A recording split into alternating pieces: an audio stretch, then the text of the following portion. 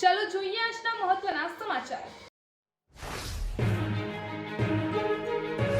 વિજેતા ઉમેદવાર દંડવત કરી પહોંચ્યા બહુચરાજી માતા મંદિરે। 22 ઉમેદવારોએ લીધામાં બહુચરના આશીર્વાદ। બેચરાજી નગરપાલિકા ચૂંટણીમાં ભાજપની ભવ્ય જીત બાદ એક અનોખું અને શ્રદ્ધાભર્યું દ્રશ્ય સામે આવ્યું છે। વોર્ડ નંબર 1ના ભાજપના વિજેતા ઉમેદવારે પોતાની માનતા પૂરી કરવા માટે દંડવત કરતા બહુચર માતાના મંદિર સુધી પહોંચ્યા હતા, જે દ્રશ્યએ લોકોમાં આશ્ચર્ય અને ભાવના બંને ઊભી કરી દીધી હતી।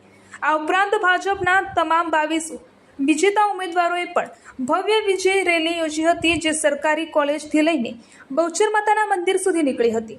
આ યાત્રામાં મોટી સંખ્યામાં સમર્થકો જોડાયા હતા અને આખું વાતાવરણ જય માતાજીના નાદથી ગુંજી ઉઠ્યું હતું।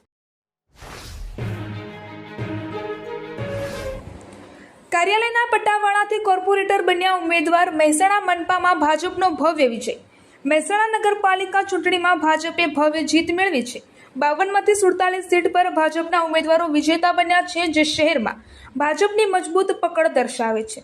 આ જીત વચ્ચે એક ખાસ ઘટના સામે આવી છે, જ્યાં ભાજપ કાર્યાલયમાં પટ્ટાવાળા તરીકે સેવા આપતા એક કાર્યકર વોર્ડ નંબર 13 પરથી ચૂંટણી જીતીને કોર્પોરેટર બન્યા છે।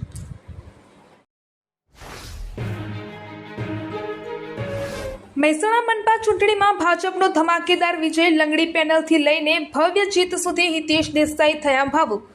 મહેસાણા મનપા ચૂંટણીમાં વોર્ડ નંબર 2ના ભાજપના પેનલ ઉમેદવારને ભવ્ય બહુમતી મળી છે અને આ જીત બાદ ઉમેદવાર હિતેશ દેસાઈ ખૂબ જ ભાવુક બની ગયા હતા।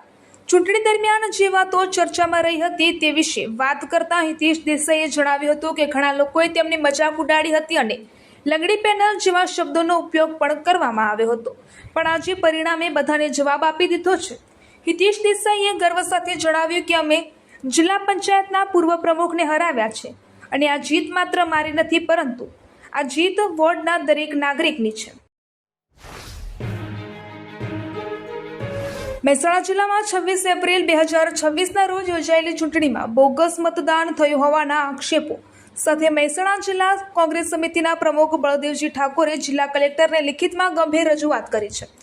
કોંગ્રેસ દ્વારા ચૂંટણી પ્રક્રિયામાં થયેલી ગેરરીતિ અંગે તપાસની માંગ કરવામાં આવી છે। આ રજૂઆતોમાં જણાવવામાં આવ્યું છે કે ચૂંટણીના દિવસે સવારે 7 વાગ્યાથી બપોરે 2 વાગ્યા સુધી મતદાનની ગતિ ખૂબ જ ધીમી હતી અને આ સમયગાળામાં માત્ર 20થી 30% જેટલું જ નીરસ મતદાન નોંધાયું હતું। જો કે આશ્ચર્યજનક રીતે બપોર પછીના સમયમાં મતદાનની ટકાવારીમાં મોટો ઉછાળો આવ્યો હતો અને સાંજે 6 વાગ્યા સુધીમાં તે 60થી 65% સુધી પહોંચી ગયું હતું। આ મતદાનની અચાનક વધેલી ટકાવારી સમગ્ર ચૂંટણી પ્રક્રિયા પર અનેક શંકાઓ ઉપજાવે છે।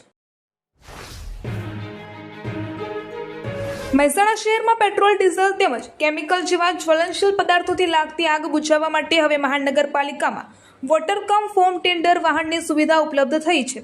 સરકારી ગ્રાન્ટમાંથી અંદાજે ₹1.70 કરોડના ખર્ચે 5000 લીટર પાણી અને 1000 લીટર ફોમ ક્ષમતા ધરાવતું આ ફાયર ટેન્ડર વાહન 10 મીટર સુધી ઊંચાઈ સુધી લેડર દ્વારા પહોંચી જ્વલનશીલ આગ બુઝાવવામાં સક્ષમ છે। જ્વલનશીલ પ્રવાહીથી ફેલાતી આગને કાબૂમાં લેવા માટે આ ફાયર ટેન્ડર વધુ ઉપયોગી બનશે। હવામાન વિભાગની આગાહી મુજબ ઉત્તર ગુજરાતમાં આગામી 3 દિવસ હજુ ગરમીથી રાહતના કોઈ સંકેત નથી। આજે મંગળવારે પણ પાટણમાં હીટવેવ યથાવત રહેવાની શક્યતા છે। સોમવારે લઘુત્તમ તાપમાન 1.5 ડિગ્રી સુધી ઘટ્યું હોવા છતાં દિવસ દરમિયાન પારો 42 ડિગ્રી પાર રહેતા લોકોએ અસહ્ય ગરમીનો સામનો કરવો પડ્યો હતો। દિવસભર લાય જેવા પવનના કારણે લૂ જેવી ગરમી અસહ્ય બની હતી। ઉત્તર ગુજરાતમાં સોમવારે લઘુત્તમ તાપમાન 27 ડિગ્રી આસપાસ રહ્યું હતું, જ્યારે દિવસના તાપમાનમાં અડધા ડિગ્રીની વધઘટ વચ્ચે 5 શહેરોમાં ગરમીનો પારો 42 ડિગ્રી પાર રહ્યો હતો।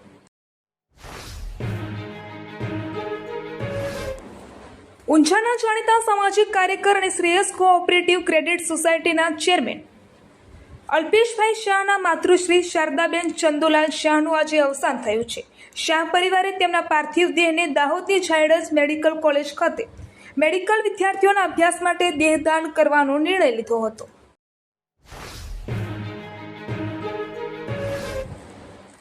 કેન્દ્રીય ગૃહ અને સહકારિતા મંત્રી અમિતભાઈ શાહે આજે પ્રથમ જ્યોતિર્લિંગ શ્રી સોમનાથ મહાદેવના દર્શન કર્યા હતા। સોમનાથ ટ્રસ્ટના ટ્રસ્ટી તરીકે તેમણે સજોડે વિશેષ પૂજા અર્ચના કરી આશીર્વાદ મેળવ્યા હતા।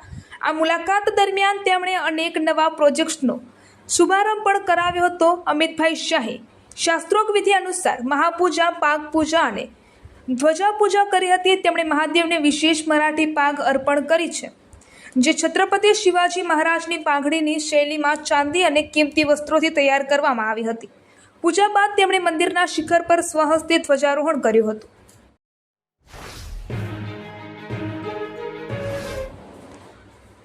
આગામી 28 એપ્રિલથી 4 મે સુધી અમદાવાદમાં કાળઝાળ ગરમીનો પ્રકોપ રહેવાની આગાહી ભારત હવામાન વિભાગ દ્વારા કરવામાં આવી છે. આઈએમડી દ્વારા આગામી 6 દિવસ માટે ઓરેન્જ એલર્ટ અને 1 દિવસ માટે યલો એલર્ટ જાહેર કરવામાં આવ્યું છે, જેમાં મહત્તમ તાપમાન 43 થી 44 ડિગ્રી સેલ્સિયસ સુધી પહોંચવાની શક્યતા છે. નાગરિકો ગરમીની પરિસ્થિતિથી માહિતગાર રહે તે માટે અમદાવાદ મ્યુનિસિપલ કોર્પોરેશન દ્વારા ખાસ QR કોડ સિસ્ટમ જાહેર કરવામાં આવી છે. આ QR કોડ દ્વારા શહેરીજનો બપોરે 1 થી 5 વાગ્યા દરમિયાન શહેરના વિવિધ વિસ્તારોમાં નોંધાતા મહત્તમ તાપમાન અને હોટસ્પોટ વિસ્તારો વિશેની લેટેસ્ટ માહિતી મેળવી શકશે.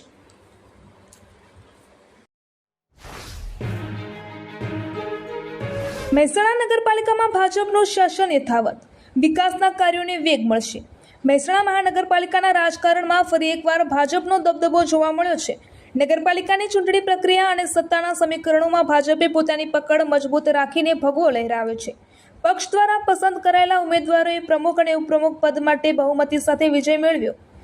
શાસક પક્ષે જણાવ્યું કે આગામી સમયમાં શહેરના આઇકોનિક રોડ, ડ્રેનેજ સિસ્ટમ અને ટ્રાફિકની સમસ્યાઓનું નિરાકરણ લાવવું એ તેમની પ્રથમ પ્રાથમિકતા રહેશે.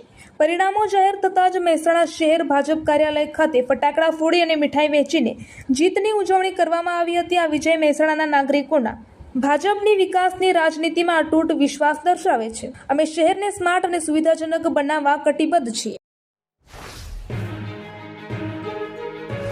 જ્યારે ચારેકોર ભગવાન શાસનની વાત આવે ત્યારે વાતાવરણમાં એક અલગ જ ઉત્સાહ અને ભક્તિમય માહોલ જોવા મળે છે. ખાસ કરીને તહેવારો કે મોટા ધાર્મિક પ્રસંગોએ જ્યારે કેસરી રંગના ધ્વજ લહેરાતા હોય ત્યારે આ પંક્તિઓ સચોટ લાગે છે. આ વિષય પર એક નાની કાવ્યાત્મક ઝલક. ગુંજી રહ્યો છે જય જયકાર, કેસરી રંગનો છે શણગાર, ધર્મધજા આભે લહેરાય, ચારે કોર હવે ભગવો દેખાય. ખૂબ સરસ. જ્યારે આખું વાતાવરણ ભગવા રંગે રંગાયું હોય ત્યારે તે શૌર્ય, સમર્પણ અને સંસ્કૃતિનું પ્રતીક બની જાય છે. જ્યાં જુઓ ત્યાં ભગવો લહેરાય, સનાતન ધર્મની શાન વધી જાય.